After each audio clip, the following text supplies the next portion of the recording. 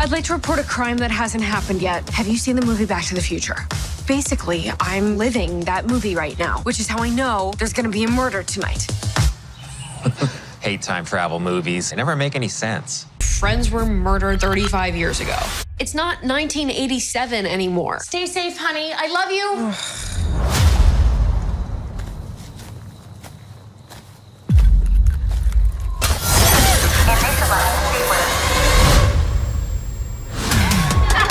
What the fuck? Excuse me, what year is it? 1987. Oh my God. Mom. Fuck off and die. Jesus, Mom. Mamacita. Ay. Ay, ay, ay. Mamacita. Welcome back to Night News. Before we start, please like the video for more excellent content. Totally Killer. Tiffany, Marissa, and Heather were the three victims of the Sweet 16 killer in the year 1987. This individual was responsible for their murders. On the night of her 16th birthday, which took place over the course of 3 consecutive nights, each victim had been stabbed a total of 16 times.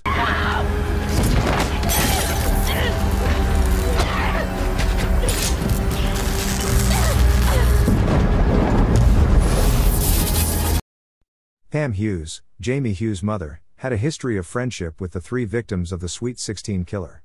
These girls were killed by the same person. On Halloween, as Pam was passing out candy to children, she was unexpectedly attacked by the murderer, who ultimately proved to be her killer. On the evening of Halloween in the present day, Jamie Hughes, who is a teenager, goes to a performance with her friend Amelia, while her mother Pam stays at home. Amelia is putting the finishing touches on a time machine that she constructed for a school project, and Jamie offers her assistance to her as she works through the difficult time of grieving the loss of her close friend Pam.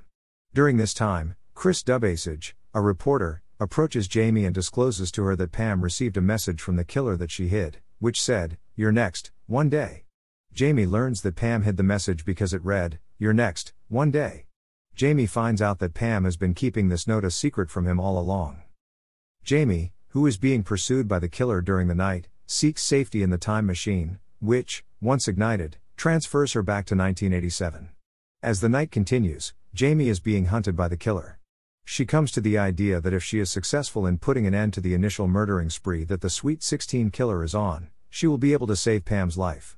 This is the realization that she comes to.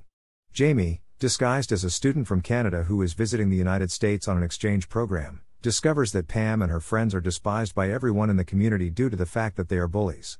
Jamie finds out about this knowledge while he is acting as though he is from Canada. Jamie is successful in her attempts to enlist the assistance of Lauren, Amelia's mother, and Doug, a young man who would one day become her principal. Jamie is also successful in attending a party that is being hosted by Tiffany, but she is unable to save Tiffany's life. Doug, who would eventually become Jamie's teacher at his school. She infiltrates their group and urges them to go for the weekend, despite the fact that this does not work, and they end up in a cabin where Marissa was killed in the timeline that came before this one.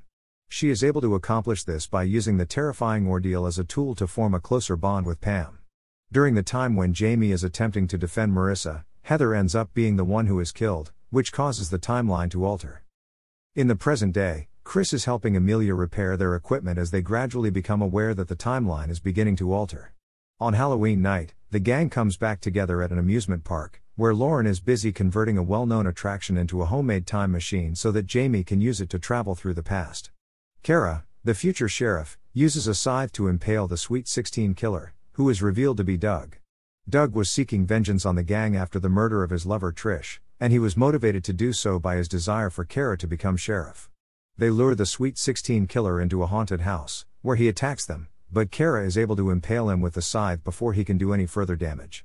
Marissa, Tiffany, and Heather are all to blame for Trish's death in an accident, which Marissa caused by allowing Trish drive home after they had given her drink, and Marissa admits that she, Tiffany, and Heather are all to blame for Trish's death. Pam was not there at the time in question. While Jamie is pondering the reason why Pam was given the message, a second assailant enters from behind and slits Marissa's throat.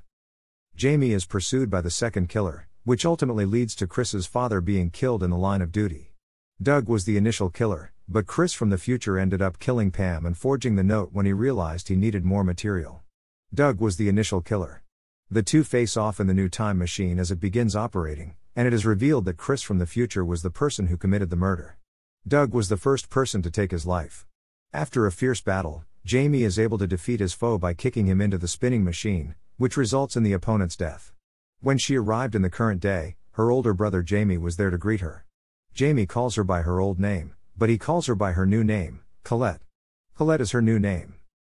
On the website Rotten Tomatoes, which compiles user reviews from a variety of different sources, the average rating for the 65 reviews is 6.5 out of 10, indicating that 85% of the reviews are positive. According to the general view presented on the website, Totally Killer may not take full advantage of its promising conceit, but this time-traveling horror/sci-fi mashup is still enjoyable overall. On the review aggregation website Metacritic, which uses a weighted average to establish ratings, the movie was given a score of 63 out of a possible 100 points, with 100 being the highest possible score.